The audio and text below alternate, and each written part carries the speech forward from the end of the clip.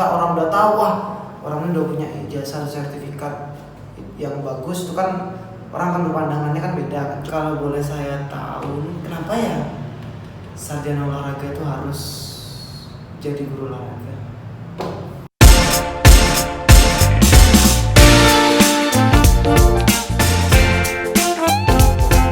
Oke, hari ini saya ketemu lagi dengan Bang John. Jadi Bang John Seran ini adalah senior saya. Senior saya tahunya itu Bang John Seran ini senior saya dari Magister Fisiologi Olahraga, karena saya dulu juga kuliah S2 di Fisiologi Olahraga. Beliau ini senior saya, tapi yang saya kaget udah senior saya, tapi dia juga seorang personal trainer. Dan personal trainernya itu kalau kalian bisa lihat Instagramnya itu followernya juga banyak, itu bikin saya kaget. Yuk Bang, perkenalkan diri Bang John. Baik, malam. Perkenalkan, saya John Seran, nama lengkapnya Yohanes Seran. Oke. Saya juga dulu kebetulan kuliahnya di Fisiologi Olahraga dan sekarang menggeluti dunia personal trainer dari sejak tahun 2012. Oke. Terus gimana Bang? Ini kan Bang John bukan asli Bali kan? Ya, betul itu. Oh, John bukan asli Bali. Asli mana Bang? Saya aslinya dari Atambua, itu sebuah kota perbatasan di NTT, artinya perbatasan dengan Timor Leste. Oke. Jadi jauh ya. Jadi Bang John ini kalau saya mungkin ini ya saya jelasin lagi, maksudnya Bang John ini memang Instagramnya itu personal trainer Bali. Ya. Sorry, udah ganti Bang ya? Udah ganti, jadi udah ganti. Master John Seran. Oh iya, Master John Seran ya udah ganti. Beliau ini kuliah olahraga tapi belajar ini sekarang hipnosis ya. Sekarang hipnosis ya. juga Betul. mau mengembangkan ilmu hipnoterapi tapi dalam dunia olahraga. Itu sangat bagus, karena maksudnya kenapa saya ngundang Bang John di sini, karena Bang John ini kayak bukan orang yang berpikiran lurus ya. Berpikiran lurus dalam artian ya kalau misalnya sudah jadi SPD ya guru gitu. Masa Bang John ini bisa ya walaupun Magister Fisiologi Olahraga tapi dia ikut pelatihan hipnoterapi. Itu kan sebenarnya kayak nggak tahu ya, karena saya orang awam juga di dunia hipnoterapi, jadi kan saya mikir kok nggak ada hubungannya gitu ya. Tapi ternyata Bang John itu kenapa belajar fisiologi olahraga juga menggeluti dunia hipnoterapi itu mungkin juga ada alasannya. Nanti kita juga bakal harus tahu sih bagaimana cara mengembangkan diri. Tapi gini Bang, ya. Saya terlalu banyak ngomong jadi gini. Gak apa-apa, namanya juga kita ngobrol-ngobrol santai ya. Kita santai Bang. Kan saya ini agak resah. Saya tuh bikin YouTube itu lebih ke resah sih sebenarnya. Jadi banyak adik-adik kelas saya juga tanya kepada saya tentang, kan saya ada posting saya kan pernah punya 2 YouTube. Jadi YouTube saya yang akun lama itu saya hapus, tapi di sana saya pernah posting tentang 8 pekerjaan untuk sarjana olahraga, saya bilang gitu kan. Nah di sana tuh saya menyebutkan guru juga adalah profesi dari guru adalah profesi dari lulusan ilmu olahraga. Cuman saya menjelaskan di sana Bang. Jadi saya jelaskan kalau misalnya guru olahraga itu kamu tuh harus beda dari yang lain, kamu harus jadi guru olahraga yang lebih kreatif. Saya jelaskan seperti itu. Nah di kelas saya ini tanya ke saya, terus gimana kalau kamu terus gimana Mas caranya jadi guru olahraga yang kreatif gitu. Tapi sebelumnya kan saya mau tanya dulu, Bang John pernah kan jadi guru olahraga? Ya baik, sebelumnya saya ketika semester 3 saya sudah diminta untuk membantu mengajar atletik, artinya khusus ekstra saja. Misi ekstra di salah satu sekolah swasta, SMP swasta di Bali, di Denpasar khususnya ya. Nah, terus begitu saya tamat, langsung saya mengajar di SD dan juga di SMP, itu pun di salah satu sekolah swasta. Nah, saya mengajar itu selama 3 tahunan. Dalam situasi maksudnya saat saya mengajar, habis itu saya juga lanjutin kuliah S2-nya. Nah, ketika proses lanjutin kuliah S2, saya dipanggil juga bantu ngajar atletik di alma mater saya. Jadi ngajar lagi juga di IKIP selama 3 tahunan juga, ngajarin atletik 1-2 untuk anak-anak semester 1 dan 2. Oh, berarti kan pernah Bang Jon. Pernah berarti kan maksudnya pernah merasakan menjadi guru olahraga. Ya, lumayan. Dosen olahraga kan juga pernah? Ya, dosen Dosen olahraga olahraga. lumayan 3 tahun, habis itu guru olahraga SD, SMP sudah. Ya, berarti kan gini Bang Jon. Kadang saya juga berpikir kenapa saya nggak jadi guru olahraga ya? Itu yang saya pikirkan pertama. Padahal saya kan juga dapat PPL waktu itu di SMA 17 Surabaya.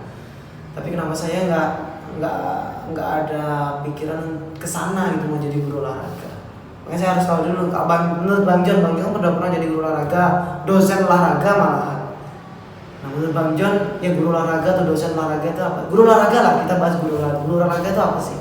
Ya, guru olahraga ya yang seperti kita tahu pada umumnya sih kan kita mengajar mata pelajaran olahraga, artinya pendidikan jasmani, baik itu di SD, SMP maupun SMA. Nah, kembali ke semua itu kan patokan kita kan biasa hampir rata-rata seluruh, artinya kebanyakan lulusan sarjana mau itu baik yang lain ataupun yang olahraga secara khusus pasti mengharapkan menjadi seorang CPNS ya. Tapi saya sendiri memang dari dulu tuh tidak terlalu tertarik dengan hal itu karena saya lebih tertarik dengan dunia swasta. Ini maksudnya nggak tertarik CPNS apa nggak tertarik guru olahraga ya? Pertama nggak tertarik CPNS. Oh CPNS. Ya, CPNS nggak tertarik Bang ya? Ya. Kalau kan tapi saya sempat coba. Okay. Hanya maksudnya saya mengajar dulu jadi guru olahraga, terus kok selama 3 tahun masuk dari pagi pulang sore, kok penghasilannya mentok gitu-gitu aja. Sementara kita tinggal di pasar dengan biaya hidupnya yang lumayan, merantau. Ya saya rasa nggak terlalu cukup lah. Makanya saya sambil mengajar, saya juga waktu itu udah sambil private juga sebagai personal trainer. Personal trainernya di sini kan banyak personal trainer yang kerja di gym. Nah, Bang Jon nih, saya ini bukan kebetulan sih, memang Bang Jon ini pernah di gym tapi lebih terkenal lebih dikenal di personal trainer freelance gitu sih. Ya. Jadi freelance yang datang ke rumah-rumah itu malah lebih banyak loh Bang ya, dia kan iya sih. Ya lumayan, malah dulu teman-teman sampai gangguin bilang door to door. itu sebelum ada Gojek, iya nggak sih? Yes, sebelum ada Gojek. Sebelum kayaknya. Bang Jon sudah punya pikiran untuk ya udah ke rumah-rumah gitu. Ya, jadi saya mulainya kan 2012-an itu. Okay. Dulu mulainya itu kalau nggak salah sekali datang itu 35.000 satu sesi. 35.000. 1 jam, kadang bisa sampai 2 jam, tapi cuma dapatnya 35.000. Kalau sekarang nggak usah disensor Bang. Kalau sekarang ya itu nanti. Ya, sekarang lumayan lah. Enggak, kalau misalnya Bang Jon ngomong, ya kalau sekarang sekian ratus ribu itu nanti kan anak-anak ya udah mau jadi personal trainer, tiba-tiba ketika dia jadi personal trainer mulai dari awal, ternyata penghasilan awalnya dia cuma sekian, kaget sendiri nanti kan dia. Saya kira itu enggak ya. Ya mungkin kita nggak perlu sebutkan namanya, kalau dia ingin tahu silahkan nanti komen di bawah di YouTube channelnya. Tapi saya rasa sekarang ya cukup layak lah. Terus kenapa saya tidak suka mengajar di gym? Ya di gym itu kadang kita sama manajemen itu nggak cocok. Nah cocoknya itu apalagi misalnya personal trainernya kan lebih ke arah Muay Thai atau boxing. Nah kita ngepet full klien kita yang capek. Nah, karena kita kan bikin katakanlah mau private ataupun kelas 1-2 orang, yang paling capek trainer, tapi biasanya yang punya gym dia mengambil persentasenya lebih tinggi dari kita. Nah itu yang bagi saya nggak cocok. Terus masalah ngatur waktunya juga nggak fleksibel. Karena harus stay ya di sana. Ya kalau freelance kita bisa misalnya hari ini ada urusan penting, ada suatu halangan yang nggak bisa datang, kita bisa ngechat kliennya, bisa kita reschedule, jadi lebih fleksibel, kita kerja lebih mandiri, punya waktu untuk bisa bikin lagi kegiatan yang lain. Kegiatan yang lain itu Ya. sih. Maksudnya kalau nggak masuk ini ya, mau membandingkan antara pekerjaan apa dan pekerjaan apa, tapi kalau guru dari jam 7 dari jam 7 sampai Jam jam 7. berapa bang? Setengah 2. Kalau sekolah nasional plus itu bisa jam 3, jam setengah 4 baru bisa kita pulang. Padahal di jam sekian udah nggak ada ini. Ya. Udah nggak ada jam ngajar gitu. Terus ini pertanyaan serius sih sebenarnya. Iya. Kan saya juga ikut PPL nih.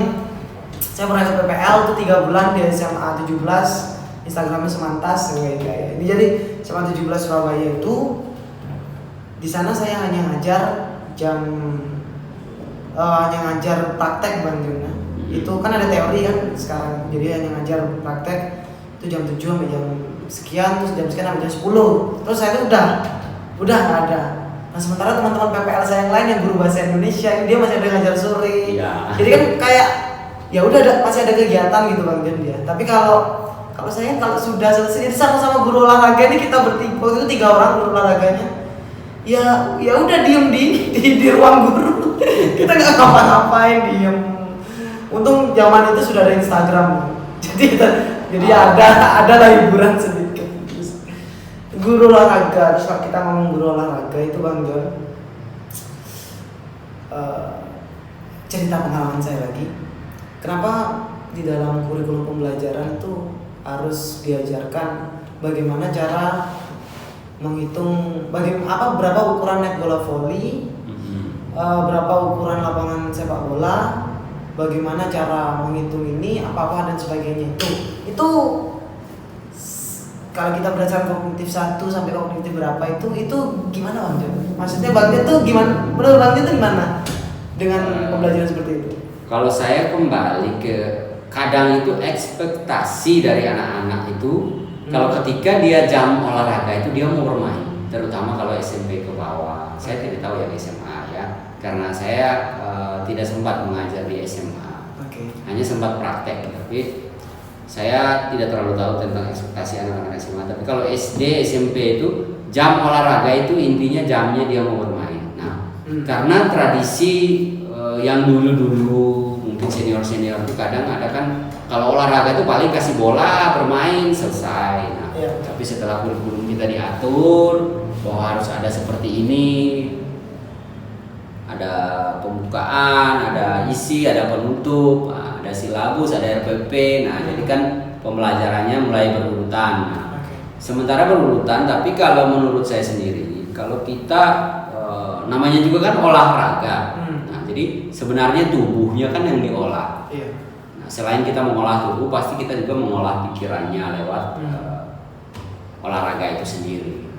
Tapi kalau pelajaran itu kalau terlalu mentok hanya teori-teori, apalagi itu pelajaran olahraga, kadang kita misalnya kalau anak-anak SD, bola itu bulat begini, akan lebih susah jadi anak-anak itu membayangkan. Nah, karena dunia itu mungkin saya lebih memahami itu karena ketika saya belajar tentang hipnosis, ternyata dari manusia itu yang paling menonjol itu kinestetik, auditori, visual. Nah, 3 hal itu yang paling menonjol. Nah, dari situ saya mereview lagi ketika waktu saya ngajar ataupun bercermin kepada diri sendiri. Oh, ternyata kalau kita melihat, ngerasakan, mendengarkan, artinya secara langsung melakukan prakteknya, itu akan lebih terekam, lebih masuk ketimbang kita hanya dengar doang. Bola itu bulat, bentuknya begini, ya kita pusing. Nah, dari situ saya mau berpendapat bahwa kalau misalnya pingin tahu lapangannya, ya udah kita ajak langsung ke lapangan. Nah, lapangan ini udah sampai sana kita ukur aja langsung, boleh ukur ke sana ini sekian, ukur ini nih jaraknya yang begini, ini begini. Nah, itu akan lebih masuk, anak-anak itu lebih nangkap ketimbang hanya segini kita gambar mini pakai skala lagi sekian, aduh tambah pusing lagi dia. Berarti gini Bang, apa kayak maksudnya kalau itu berarti itu kan nggak salah. Ya, nggak salah. Cuman bagaimana cara kita mengajar itu tetap bisa apa ya?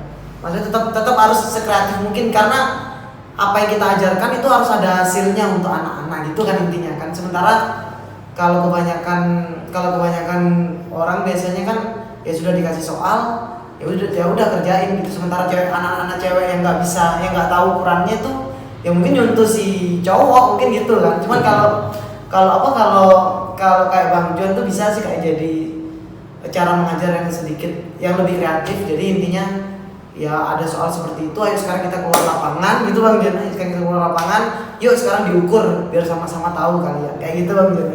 Ya, jadi lebih artinya lebih pada kita memasukkan ketiga aspek tadi, visual, kinestetik, dan juga auditorinya. Auditorinya kan kita ngomong, visualnya kita memperagakan, kinestetiknya kan dia lebih ke dia merasakan sendiri. Itu yang mungkin ke aspek pembelajaran itu kognitif, afektif, psikomotor. Nah, jadi lebih pada langsungnya itu akan anak-anak itu lebih nangkap begitu.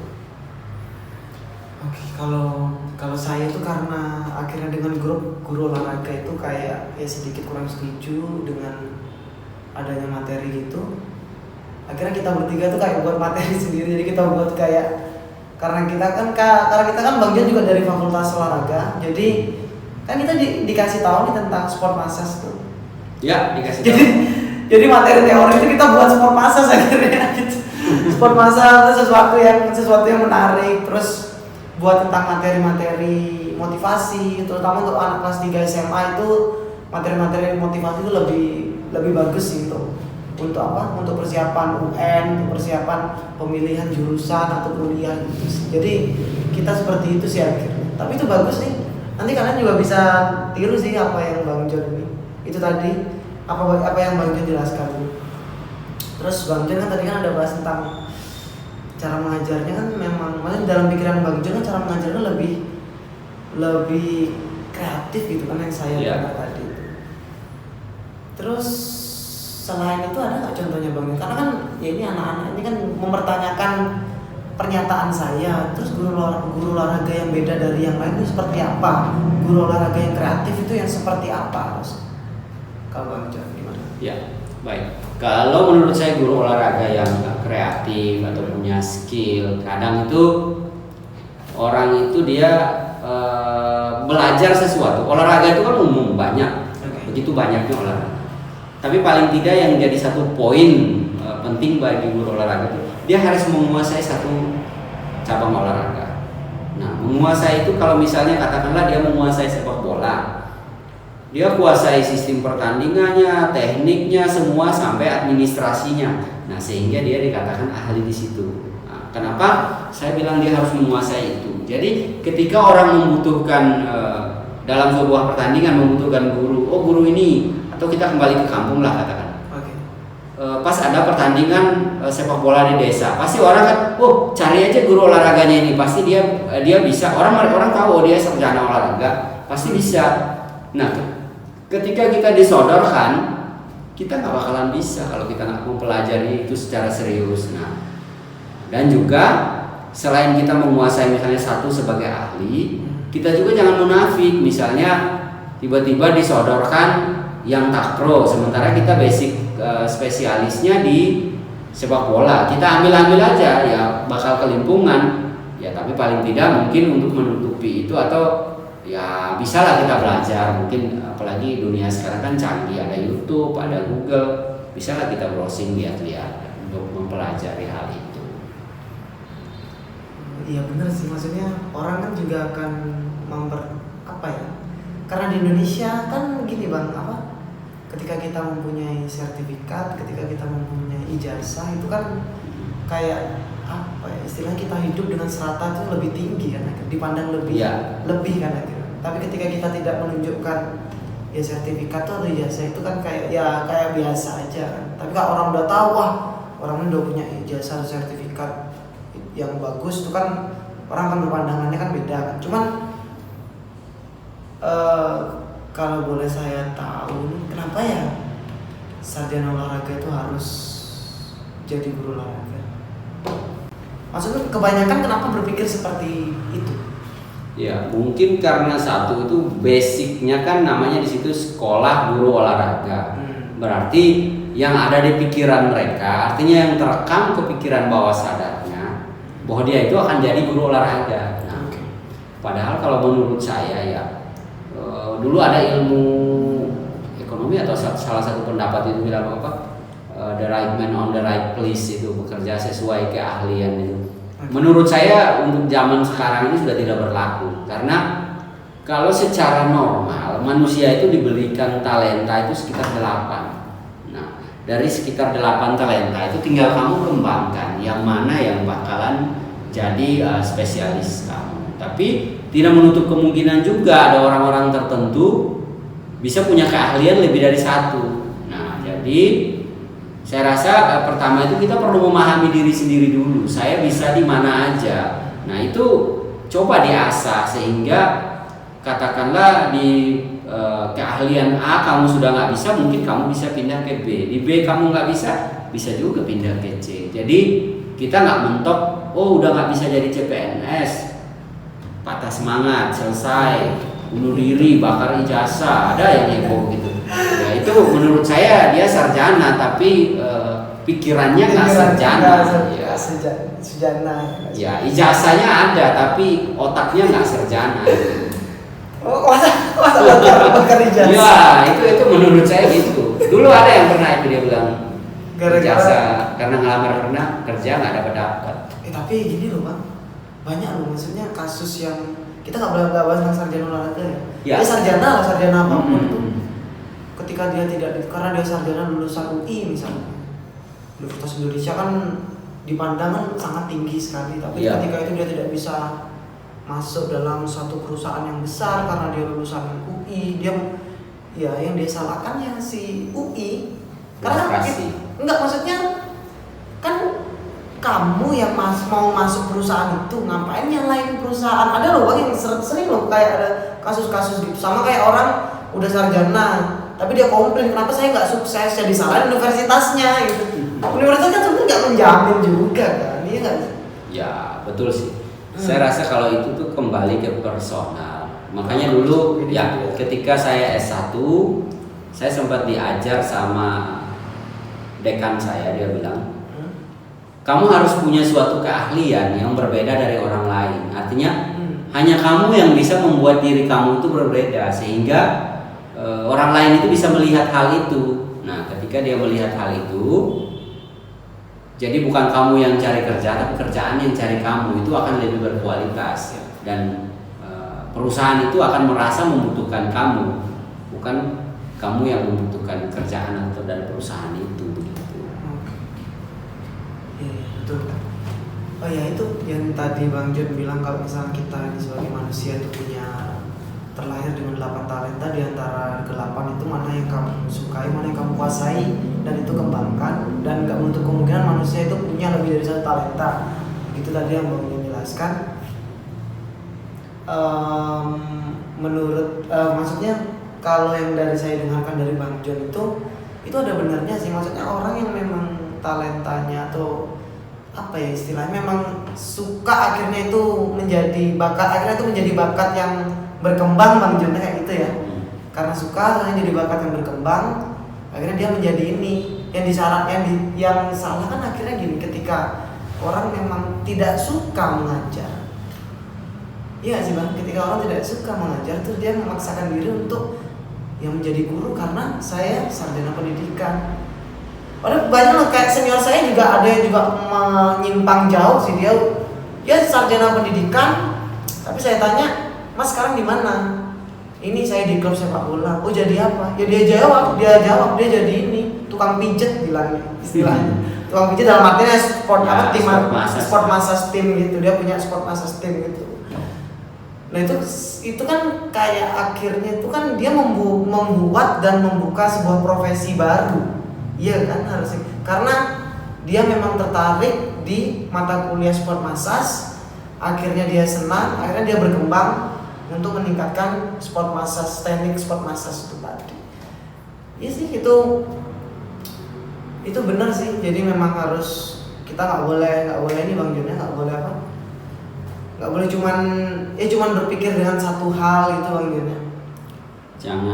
Jangan mentok lah, artinya ya berkembanglah sedikit, karena biasa antara bisa dan jadi keahlian itu 2 hal yang berbeda.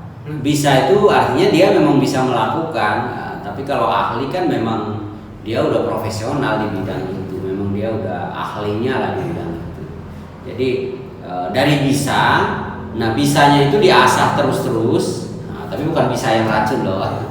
Jadi bisa itu kita asah terus kemampuan itu, maka akan jadi suatu keahlian, sehingga katakanlah orang bilang ya ketika dia ditanya atau ketika dia disuruh melakukan hal itu dalam keadaan tutup mata ataupun nggak siap pun dia pasti bisa ya, karena memang dia sudah ahlinya gitu.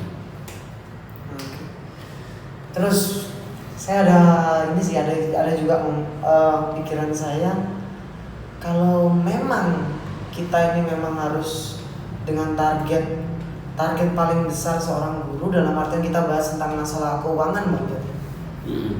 Keuangan yang aman bagi seorang profesi guru kan harus lolos PNS. Ya. Kalau misalnya tidak lolos PNS dan dia tetap harus menjadi guru, sementara kita nggak munafik, Bang, kita kan tetap harus memenuhi kehidupan kita sehari, tapi dia tetap mau jadi guru. Kalau Bang John gimana? Menurut Bang John, apakah ya udah tapi aku suka jadi guru tapi aku nggak lolos PNS, karena PNS satu profesi cuma diambil satu, ya udah nggak jadi guru dah. Masa gitu kan? Gimana Bang John, menurut Bang John? Ya, saya kembali lagi sih, kita harus melihat sesuatu itu secara realistis. Jangan terpaku, saya jadi guru harus jadi PNS, terus menunggu terus kapan ada bukaan, kapan ada lagi biar bisa saya tes. Sementara umur kita tambah, harus menikah, harus punya keluarga, punya anak, otomatis kan kebutuhan ekonominya kan semakin tinggi.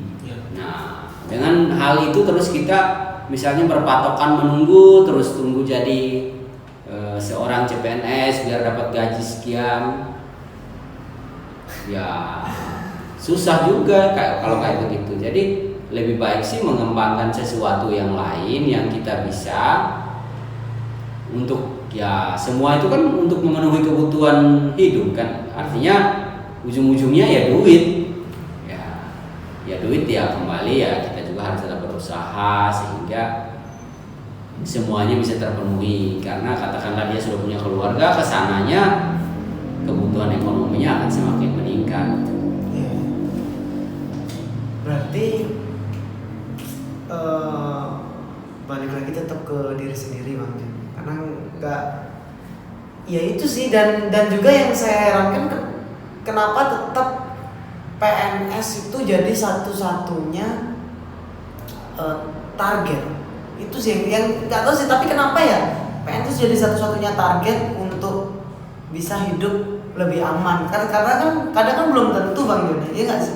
Iya. PNS aman juga, karena ya mungkin PNS itu aman karena mungkin ada gaji pokok gitu, Bang Joni, tidak seperti guru honorer atau guru kontrak. Ada yang guru kontrak guru honorer itu ya, guru honorer itu iya sih, betul sih.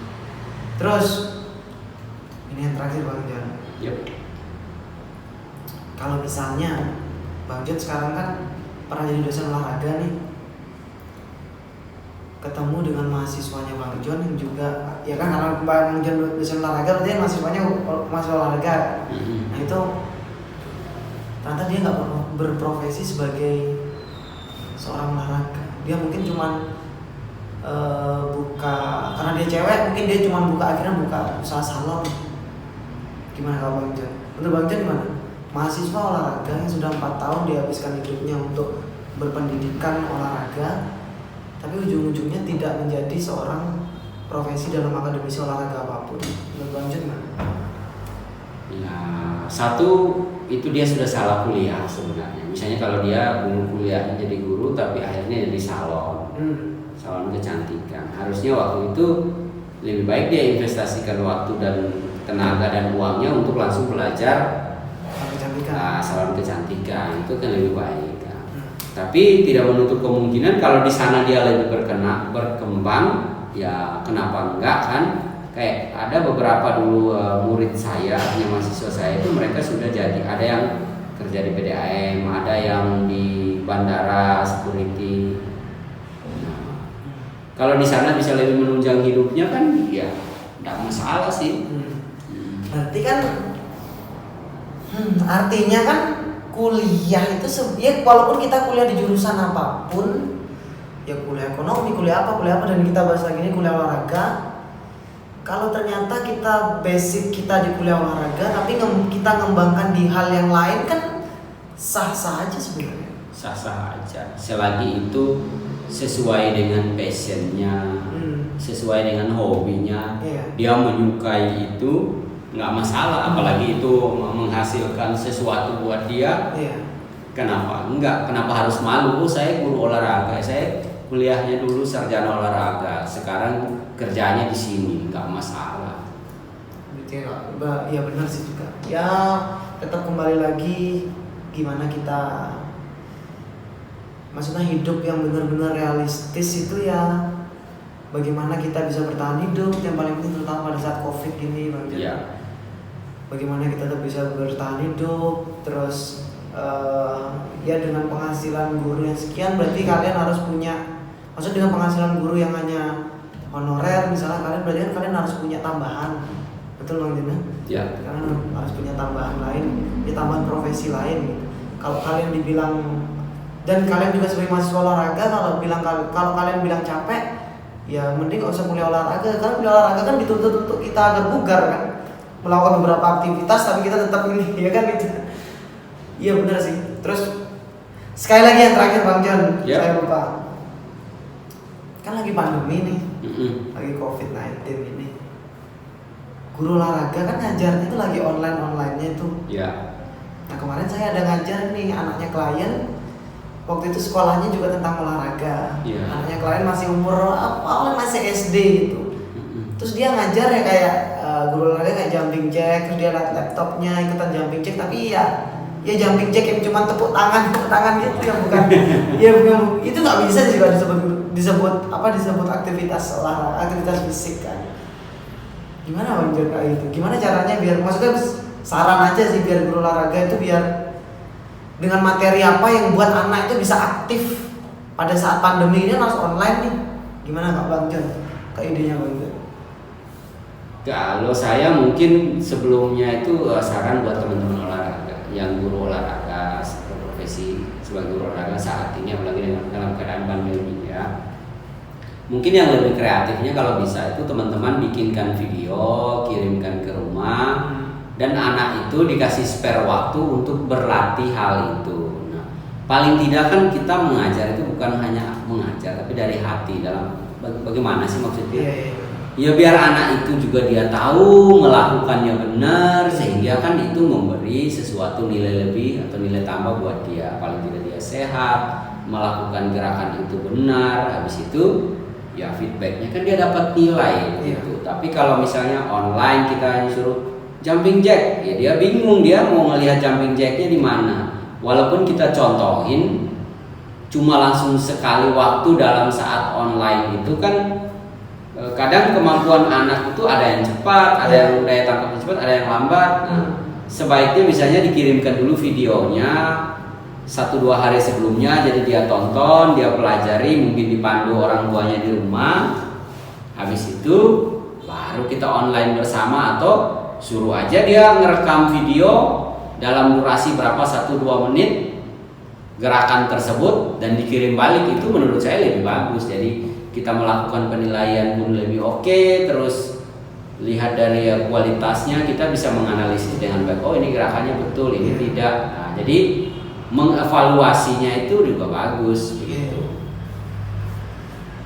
Iya betul sih. Terima kasih sudah menonton video ini. Jangan lupa like dan subscribe untuk menunjukkan dukungan kamu kepada channel ini.